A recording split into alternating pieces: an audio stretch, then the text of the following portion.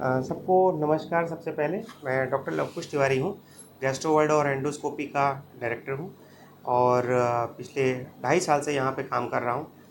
यहाँ आने के बाद में हमने बेसिकली गैस्ट्रो को एक नए आयाम के रूप में स्थापित करने की कोशिश किया है और विभिन्न प्रकार के जो जटिल ऑपरेशंस हैं पिछले 2.5 साल से हमने यहाँ पे परफॉर्म करना चालू कर दिया है। रीवा के मरीजों को अब बाहर जाने की आवश्यकता इन सब चीज़ों के लिए नहीं पड़ती है। अब आते हैं अपने केस पे। बेसिकली एक 4 साल की लड़की थी जो कि लगभग पिछले ये मान के चलिए आप 2 साल से पीड़ा से ग्रसित थी और उसकी पीड़ा होती थी और बीच बीच में ठीक हो जाती थी। उन्होंने इस चीज़ के लिए विभिन्न महानगरों में परामर्श लिया।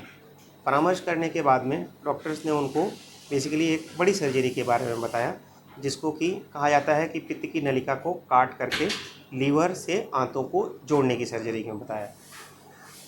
एक्चुअली में उसको पित्त की नलिका में विकार था, जिसको हमारी भाषा में कहा जाता है कॉलिडोकल सिस्ट। इसमें क्या होता है कि पित्त की नलिका की चाल पूर्ण रूप से बंद हो जाती है। पित्त की नलिका आमतौर पर लगभग 6 mm के आसपास रहती है। बच्ची की कंडीशन में उसकी पित्त की नलिका 6.5 सेंटीमीटर की हो गई थी, मतलब 65 mm की हो गई थी और पित्त की नलिका के निचले हिस्से में रुकावट आ चुकी थी, जिसके कारण से उसने अग्नाशय की नलिका को ब्लॉक कर दिया था, जिसके कारण उसको पेट में असहनीय पीड़ा हो रही थी और साथ में उसको उल्टियाँ हो रही थी। बच्ची अगर कुछ भी एक घूंट पानी भी पीती थी तो उसको उल्टियाँ हो जाती थी। तो यह देख करके बेसिकली हमने डिसाइड किया कि हम उसका जो है तो आगे के लिए जो है तो करते हैं कि जो बेस्ट हो सकता है वो हम करेंगे। जांच किया, जांच करने के बाद में पता लगा कि पित्त की नलिका निचले हिस्से से पूर्ण रूप से ब्लॉक है और उसमें कचड़ा तथा पथरी का जमाव हो गया, जिसके कारण से उसकी पैंक्रियाज की नली भी ब्लॉक हो गई थी। ERCP एक माध्यम रहता है जिससे आप पित्त की नलिका के अंदर घुसते हो और उस नली को चौड़ा करते हो और उसकी जो भी कचड़ा रहता है उसको सफाई करते हो। सेम चीज़ हमने किया। ये ऑपरेशन मैं अक्सर करता हूँ चूँकि ये रीवा का पहला केस था जो कि पीडियाट्रिक एज ग्रुप का था। ERCP हम एडल्ट्स में आमतौर पर करते हैं, लगभग 2 से 3 प्रोसीजर डेली करते हैं, लेकिन 4 साल की बच्ची में ये अपने आप में एक अलग अनुभव था और बच्ची ऑपरेशन के बाद में पूर्ण रूप से स्वस्थ है, खाना पीना खा रही है और आज ही हमने उसको डिस्चार्ज कर दिया है। सर, इतनी कम उम्र में बच्चे की उम्र 4 साल है और उस उम्र में कोलोरेक्टल सिस्ट होना किस बात को प्रमाणित करता है? क्या ऐसी क्योंकि उम्र कम है बच्चे की? देखिए क्या होता है कि बेसिकली अगर हम इस बात पे जाएं तो पीलिया, जिसको कि हम लोग एक बीमारी के रूप में लेते हैं, मैं वास्तविक रूप से आपको बताऊं कि पीलिया कोई बीमारी नहीं, ये एक बीमारी के होने का सूचक रहता है।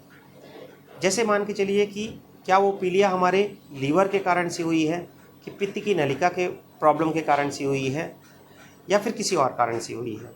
अक्सर कर हमने देखा है कि बेसिकली यदि मान के चलिए किसी को लीवर की प्रॉब्लम है तो उसमें लोग बाग क्या करते हैं कि झड़वाते हैं और झड़वाने के बाद में ये क्रेडिट ले लेते हैं झाड़ने वाले कि वो पीलिया हमने ठीक कर दिया।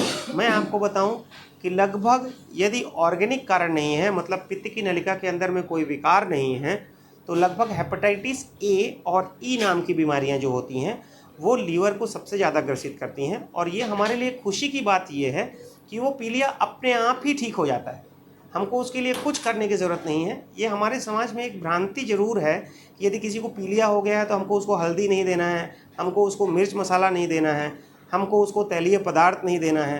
अक्सर कर मैंने इनफैक्ट डॉक्टर्स को भी देखा है ये एडवाइस देते हुए कि आप मिर्च मसाला, हल्दी, ये सब चीज़ें सेवन ना करें, उसकी जगह में आप गन्ने का जूस पिएँ और रसगुल्ले खाएँ और जो है तो सादा भोजन करें। जबकि एक्चुअल में ये विपरीत है। मैं आपको फैक्ट बताऊं कि लीवर को खाना चाहिए, अगर उसको काम करना है तो खाना चाहिए। हाँ, यदि ऐसी स्थिति बनी है कि भाई उल्टी होने लग गई है तो वो तो कुछ पानी भी नहीं पी पाते हैं, खाना भी नहीं खा पाते, ऐसी कंडीशन में मेरे को एडमिट करके 1-2 दिन के लिए कुछ IV इंजेक्शंस देने पड़ते हैं ताकि उनको कम से कम उल्टियाँ रुक जाएं और वो खाने लग जाएं। और लगभग बता रहा हूँ 70% जो होते हैं, मतलब जो हमारे युवा अवस्था के लोग रहते हैं, तो उसमें जो पीलिया रहती है उसमें उनको भय खाने की ज़रूरत नहीं है।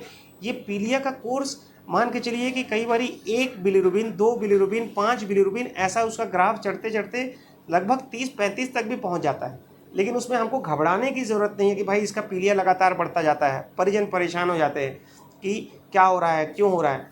उनको मैं सिर्फ सांत्वना दे करके और यहाँ पे और कुछ मेडिसिन स्टार्ट करके घर में ट्रीटमेंट करता हूँ और ईश्वर की कृपा से अभी तक ऐसा हुआ है किसी का भी पीलिया के कारण से, हेपेटाइटिस ए और ई के कारण से अभी तक किसी भी मरीज को मैंने खोया नहीं है, सारे मरीज स्वस्थ हुए हैं। हम बात करें अगर 4 साल की उम्र में, तो अक्सर कर क्या होता है कि ये वंशानुगत बीमारी रहती है, जिसके के कारण से उनकी पित्त की नली अच्छी तरीके से कार्य नहीं कर पाती है, और जैसे ठहरे हुए पानी में एक काई जमती है, वैसे ही उस पित्त में थोड़ा थोड़ा सा कचड़े का जमाव होता है, धीरे से वो पथरी का रूप लेती है।